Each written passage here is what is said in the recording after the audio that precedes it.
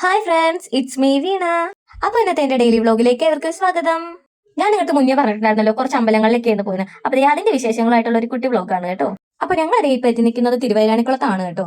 അപ്പൊ ഈ അമ്പലത്തിന്റെ പ്രത്യേകത മിക്കവർക്ക് അറിയാലോ, ഞാനായിട്ട് പറഞ്ഞിട്ട് ആവശ്യമൊന്നുമില്ലല്ലോ. വർഷത്തിൽ 12 ദിവസമാണല്ലോ ഇവിടെ തുറക്കുന്നത്. അപ്പൊ അങ്ങനെ വന്നേക്കാണ് കേട്ടോ ഞങ്ങളിവിടെ. ഒരു 12 മണിയൊക്കെ ആയപ്പോഴത്തേക്ക് എത്തിയതായിരുന്നു കേട്ടോ ഞങ്ങള്. അപ്പൊ നല്ല രീതിക്ക് തിരക്കുണ്ട്. എവിടെ നിന്നൊക്കെയുള്ള ആൾക്കാരെ വരുന്നത് നിങ്ങൾ ഈ വീഡിയോ കണ്ടാൽ മനസ്സിലാവും. 12 മണിക്ക് എത്തി ഞങ്ങൾ കയറി തൊഴുതൊക്കെ കഴിഞ്ഞപ്പോഴത്തേക്കും 5 മണിയായിട്ടുണ്ടായിരുന്നേ.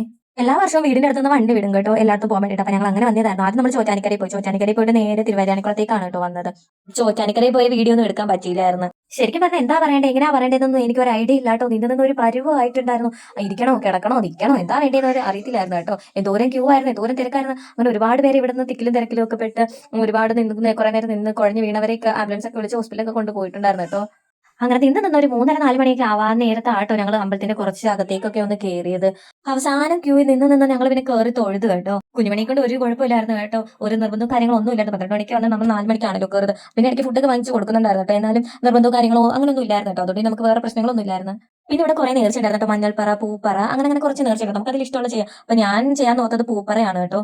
അങ്ങനെ പിന്നെ അതിന്റെ രസീതും കാര്യങ്ങളൊക്കെ എഴുതിയിട്ട് പിന്നെ ആദ്യം നേർച്ച ചെയ്തത് അമ്മയാണ്. അപ്പൊ നമ്മുടെ ഇവിടെ ആഗ്രഹം നടക്കും അങ്ങനെയൊക്കെയാണ് പറയുന്നത്. അപ്പൊ ഒരു കൊട്ടയ്ക്കകത്ത് പൂവുണ്ട്. അപ്പൊ നമ്മൾ ആ പൂവ് എടുത്ത് നമ്മൾ പറയിലോട്ട് വെക്കണം, ആ പറ നിറയ്ക്കണം. അങ്ങനെയാണ് ചെയ്യുന്നത്.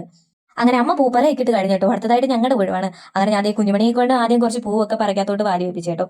പിന്നെ അതിന് ശേഷം ഞാനങ്ങ് വാരി വെക്കുമായിരുന്നു. കുഞ്ഞുമണി ഇടയ്ക്ക് നിന്ന് ഓരോ പൂവൊക്കെ പറക്കി വെക്കുന്നുണ്ടായിരുന്നു. നമ്മുടെ ആഗ്രഹങ്ങളൊക്കെ നടന്നു കിട്ടുമെന്നാണ് പറയുന്നത്. എന്തായാലും നടക്കട്ടെ. പിന്നെ ഇതിനൊക്കെ ശേഷം ഞങ്ങൾ അമ്പലത്തിൽ നിന്ന് ഇറങ്ങി ഫുഡൊക്കെ കഴിച്ചിട്ട് നേരെ ഞങ്ങൾ ബസ്സിലേക്ക് കയറിട്ടോ. അപ്പൊ ഞങ്ങൾ ഇവിടുന്ന് പോപ്കോൺ ഒക്കെ വാങ്ങിച്ചായിരുന്നു. അപ്പൊ അതൊക്കെ ഞങ്ങൾ ഇത് കഴിച്ചുകൊണ്ടിരിക്കുകയാണ്. അങ്ങനെ നേരെ അതൊക്കെ കഴിഞ്ഞിട്ട് ഞങ്ങൾ നേരെ അടുത്ത അമ്പലത്തിലേക്ക് വന്നത് ആലുവയിലാണ് കേട്ടോ. എല്ലാ വർഷവും ഈ അമ്പലമൊക്കെ തുറക്കുന്ന ഒരു സീസണിൽ ഇവിടുന്ന് വണ്ടി വിടുന്നുണ്ട് കേട്ടോ. അപ്പൊ ഞാൻ അങ്ങനെ വന്നിട്ടുണ്ട്. 2-3 വട്ടമായി കേട്ടോ ഇപ്പൊ വരുന്നത്. അപ്പൊ 3-ാമത്തെ പ്രാവശ്യമാണ് ഞാൻ ഇവിടെ ആലുവയിലും പിന്നെ ഗുരുവായൂരൊക്കെ വരുന്നത്. അങ്ങനെ ഞങ്ങൾ അമ്പലത്തിലേക്ക് കയറി തൊഴുതിന് ശേഷം ഞങ്ങൾ പിന്നെ കുറച്ചു നേരം ഒന്ന് നടക്കാന്ന് കരുതി. അങ്ങനെ ഇവിടെ കുറച്ചു നേരം കാഴ്ചയൊക്കെ കണ്ടിട്ട് മാമനും മോളും കൂടെ വെള്ളത്തിൽ കളിക്കാൻ ഇറങ്ങി കേട്ടോ.